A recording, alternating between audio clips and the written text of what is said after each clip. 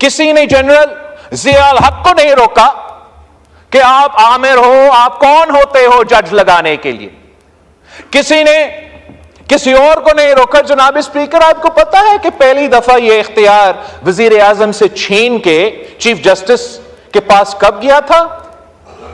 ये 1996 की बात है। शहीद मोहतरमा बेनजीर भुट्टो इस मुल्क की वजीर आजम थी और यह बर्दाश्त नहीं हो रहा था, यह बर्दाश्त नहीं हो रहा था कि शहीद मोहतरमा बेनजीर भुट्टो इस मुल्क की जज अपॉइंट करेगी। खुदा ना खास्ता खातून वजीर आजम अगर अपॉइंट करेगी तो खातून जज अपॉइंट करेगी, हमारा पूरा निजाम तबाह हो जाएगा। तो अल जहाद केस के थ्रू इन्होंने ये इख्तियार वजीर आजम से चोरी करके अपने जेब में रखा। जनाब स्पीकर, कहते इनका इख्तियार है। इनसे पूछे कि जनरल मुशर्रफ के दौर में जब एक आमिर जज लगा रहा था, किसी ने उसका रास्ता रोका? वो जो जजेस जिसको हम चैंपियंस मानते हैं, जिन्होंने रियासत को मां की तरह बनानी थी, वही जजेस ने मुशर्रफ के दौर में पीसीओ ओथ लिया था। जनाब स्पीकर, जब उनका कुर्सी खतरा में आ गया तो फिर उनको जमहूरियत याद आ गई, फिर उनको आजाद अदालत याद आ गई। और हम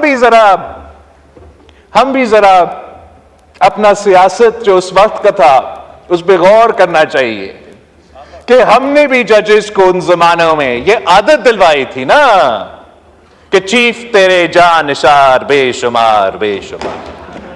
हमने ये आदत दिलवाई थी इनमें कि जितना जोर से सियासी नारा लगेगा उतना ऊंचा जुडिशरी में आपको ओहदा मिलेगा। हमने ये आदत डाल ली इनमें कि सियासत करना है इंसाफ ने, और उसके नतीजे में जो पाकिस्तान की अदालत का हशर हुआ, हम पाकिस्तान क्या दुनिया में मजाक बन गए। जनाब स्पीकर, हर वजीर आजम को हटाए वो छोड़ दे, हर काम उनके पास। वो ना सिर्फ अदालत है, वो ना सिर्फ एग्जीक्यूटिव है, वो फॉरेन पॉलिसी भी तय कर सकते हैं, वो वजीर खजाना भी है, डैम भी बना सकते हैं, पोटैटो टमाटर और पकौड़े की कीमत भी का फैसला वो करेंगे। जनाब स्पीकर, अगर ये काम उनका है, ये काम भी उनका है, तो मैं पूछता हूं कि वजीर आजम साहब का, वजीर खारजा का, वजीर खजाना का काम क्या है? अगर इन्होंने ये काम करना था या करना है, इससे बेहतर यह होता कि वो आके ये ओहदे संभाल के करते। रीको डीक में क्या नुकसान हुआ इस मुल्क की मीशत को, मैं कितना एग्जाम्पल्स आपको सुना सकता। किसी न किसी वक्त में हमने ये दरवाजा बंद करना था, हम वो दरवाजा बंद करने जा रहे हैं। मैं समझता हूं ये हम सब की कामयाबी है जो हमने इसके साथ साथ सूबे में आईनी बेंच की हाई कोर्ट्स में तजवीज दी है। उससे मेरे ख्याल में पाकिस्तान की आम आदमी को सबसे ज्यादा फायदा होगा। जनाब स्पीकर, जो लोअर जुडिशरी है, that is where the wheels of justice grind the slowest. जो तादाद है केसेस के सुप्रीम कोर्ट ऑफ पाकिस्तान में, हर हाई कोर्ट में उससे ज्यादा केसेस हैं। और अगर सुप्रीम कोर्ट ऑफ पाकिस्तान में हम कहते हैं कि 15% आईनी केसेस है, तो हाई कोर्ट्स में 50% फंडामेंटल राइट्स 199 के लिहाज से केसेस है और 50% आम केसेस है।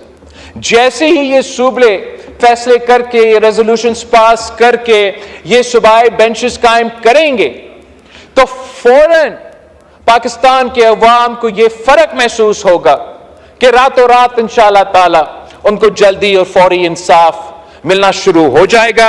इसलिए 50% जो अदालत था वो 100% जो अदालत का तादाद था वो 50% का काम करेंगे, जो नया बेंच बनेगा वो बाकी काम करेंगे।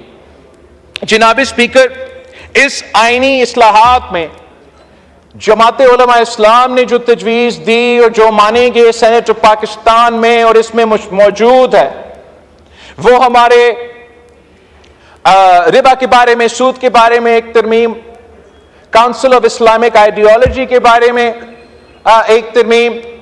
मैं ना सिर्फ इन इनपुट्स को वेलकम करता हूं, मैं समझता हूं कि जबकि हमारा इत्तेफाक हुआ है तो पेश जरूर मौलाना फजल रहमान साहब की जमात ने किया है, मगर ये हम सब के आईनी तरमीम है।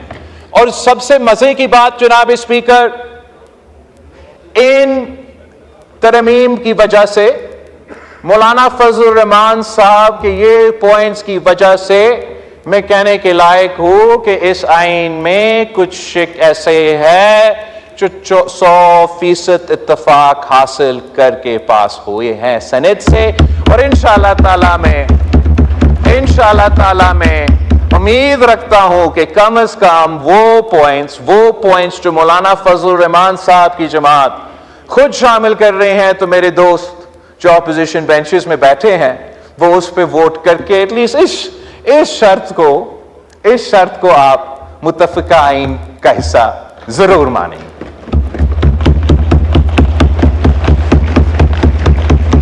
जनाब स्पीकर, आईनी तरमीम होने जा रहा है और इसमें जो एक इनकलाबी काम है, मगर इसको शायद आम तौर पे देखा जा रहा है, वो वही मौसमी तब्दीली के हवाले से जो हमारा वजीर कानून ने जिक्र किया। मौसमी तब्दीली पाकिस्तान के लिए जिंदगी मौत का मसला है। मौसमी तब्दीली की वजह से पाकिस्तान की मईशत को नुकसान हो रहा है। मौसमी तब्दीली ग्लोबल एजेंडा है, चाहे वो सैलाब हो, चाहे वो ड्राउट हो, वो सब आपके सामने हैं।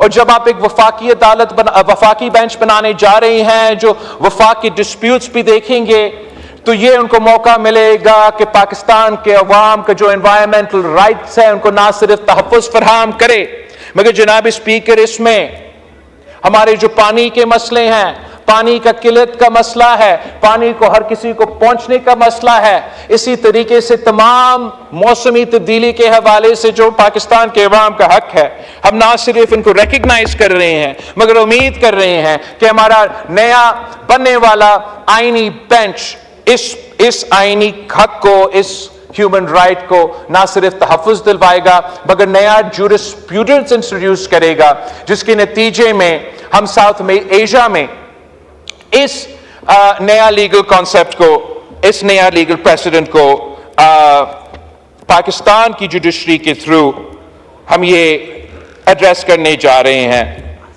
जनाब स्पीकर,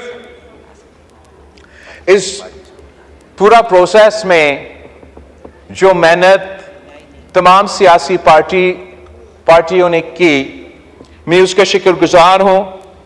मैं वज़ीर आज़म साहब मियां मोहम्मद नवाज शरीफ साहब का खुसूसी तौर पे शुक्रगुजार हूं